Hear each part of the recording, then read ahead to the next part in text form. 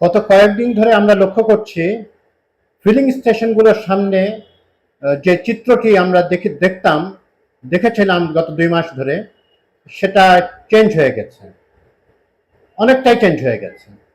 বিশাল line, ঘন্টার পর ঘন্টা ওয়েট করে পর্যাপ্ত তেল না পেয়েই বাসায় ফিরতে হতো, সেই চিত্রটা চেঞ্জ হয়ে গেছে অনেকটাই। এখনো যে লাইন নাই তা না, কিন্তু লাইনটা অনেক সংক্ষিপ্ত হয়ে এসছে এবং এটা কোইনসাইড করলো দাম বাড়ানোর পর। কিছুদিন আগে আপনারা জানেন অকটেনের দাম 20 টাকা বাড়ানো হয়েছে এবং অন্যান্য ক্ষেত্রেও অন্যান্য যেসব ফুয়েল রয়েছে, ডিজেল, পেট্রোল ইত্যাদি, কেরোসিন, সবকিছুরই, কেরোসিন তো ওই অর্থে ফুয়েল নয়, বাট এগুলো সবকিছুরই দাম বাড়ানো হয়েছে।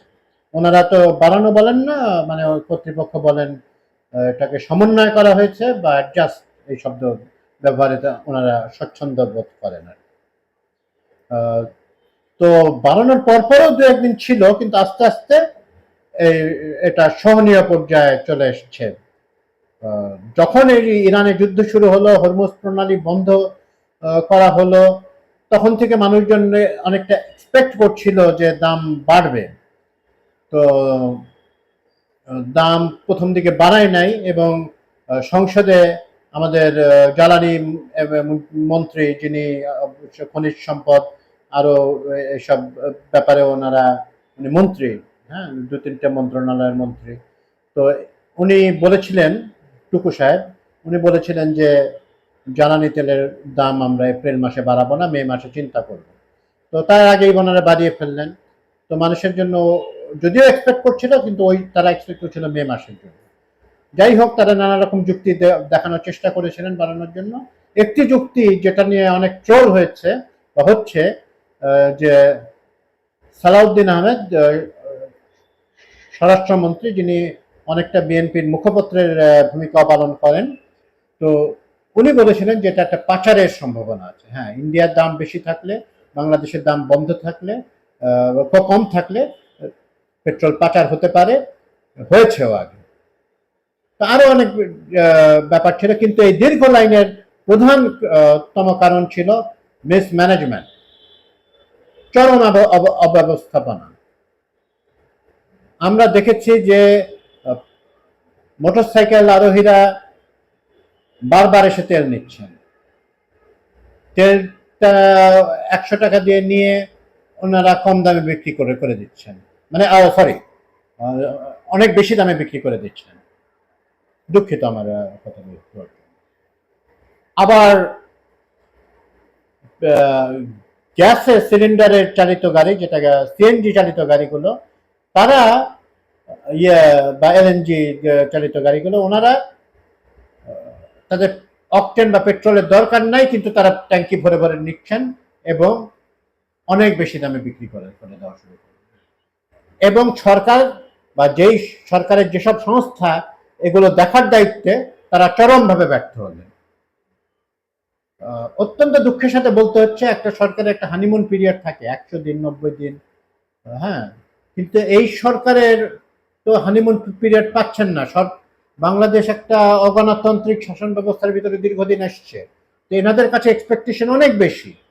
এনারা যে সামান্য সামান্য বিষয়গুলো যে তারা ব্যর্থতার পরিচয় দিচ্ছেন, এটা দুঃখজনক বললেও কম বলা হয়। এবং আমাদের কিছু মানুষের চারিত্রিক বৈশিষ্ট্যগুলো দেখা গেল। এই হোর্ডিং জিনিসটা, তারা মানুষের মানে মিজারি, মানুষের দুঃখকে তারা পুঁজি করে যেভাবে মানুষকে কষ্ট দিলেন, এটা কিন্তু অ্যাভয়েড করা যেত। তো এখন এক ধরনের পোয়েটিক জাস্টিসও হয়েছে, তারা কিনে এখন মজুত করে, এখন তারা অনেকে তো আবার বাস্টেডও হয়েছেন, কিন্তু সরকার পর্যাপ্ত পরিমাণে তাদেরকে ডেটারেন্ট ফ্যাক্টর, তাদেরকে যে ভয়, যেটা যে সরকারের রুল অফ একটা গভর্নমেন্টকে গভর্ন করতে হবে, তো এবং মাঝে মাঝে তাদেরকে কোয়ার্সিভ ফোর্স ইউজ করতে হবে, ন্যায্য ফোর্স, সেগুলো ওনারা করতে পারেন নাই। সেরকম আমরা দেখি নাই যে তারা কিছু কিছু অভিযান চালিয়েছেন, কিছু রিকভারও করেছেন, কিন্তু ওগুলো আবার কিভাবে ইয়েতে ফিরছে, হ্যাঁ, সাপ্লাই চেইনের ভিতরে, সেটার কোনো ব্যাখ্যা দেন নাই।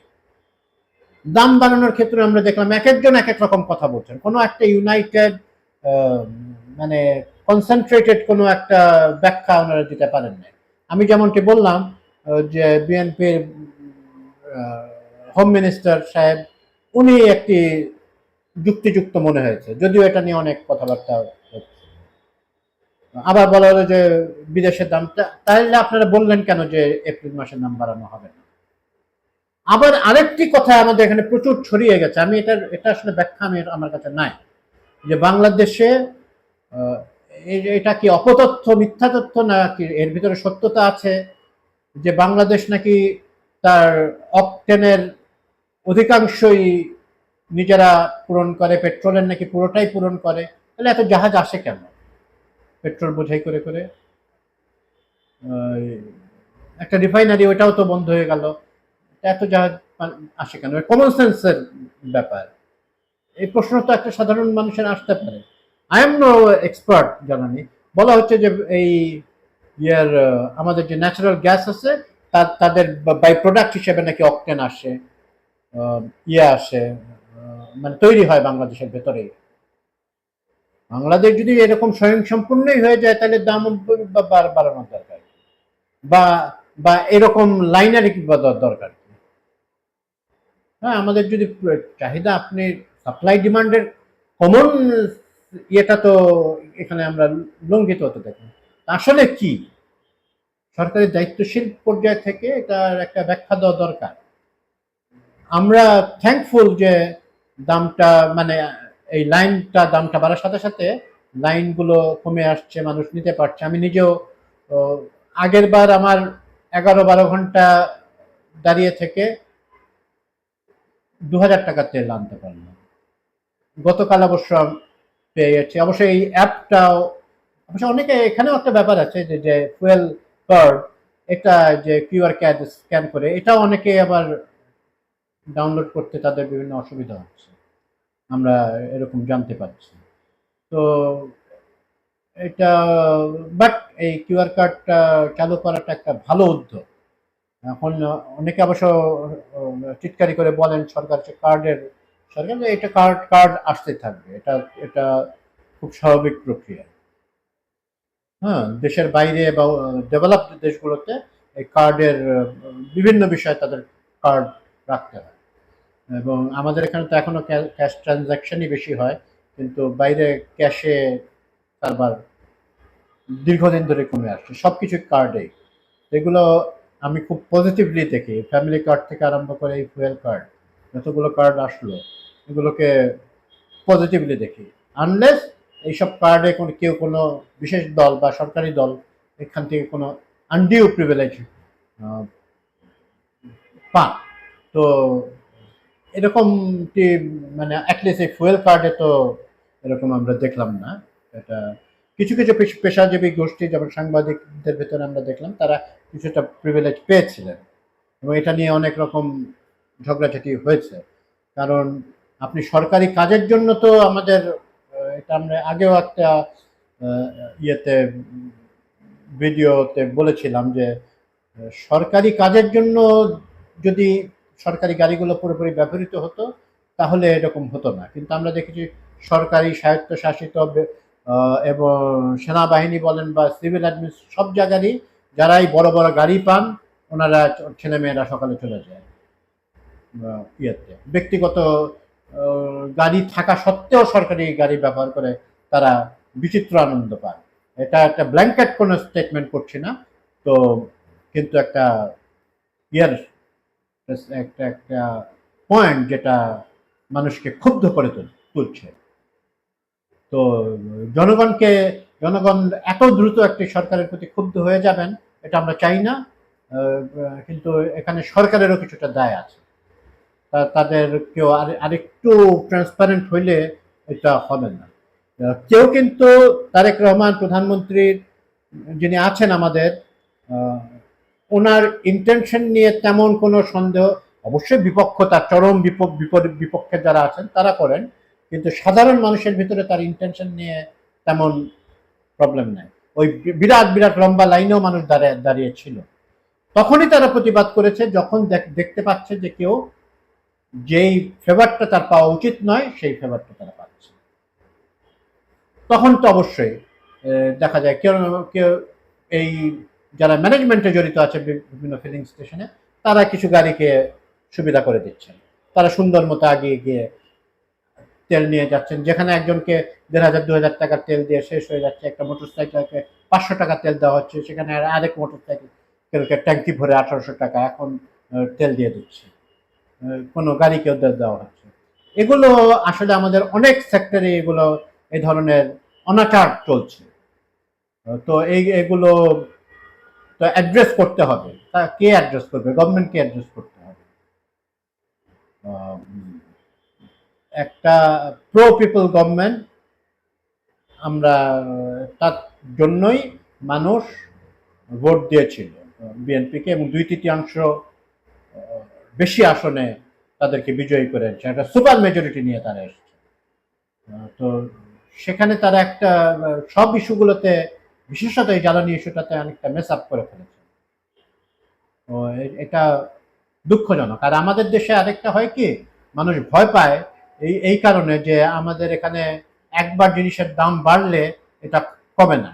আমাদের যিনি যোগাযোগ মন্ত্রী, উনি একবারে স্পষ্ট করে বলেন, উনিও 4টা মন্ত্রণালয়ের দায়িত্ব নিয়ে বসে আছেন, উনি খুব স্পষ্ট করে বললেন যে বাস ভাড়া প্রতি মাইল প্রতি বা কিলোমিটার প্রতি 11 পয়সা বাড়বে, কিন্তু প্রায় ডবল হয়ে গেল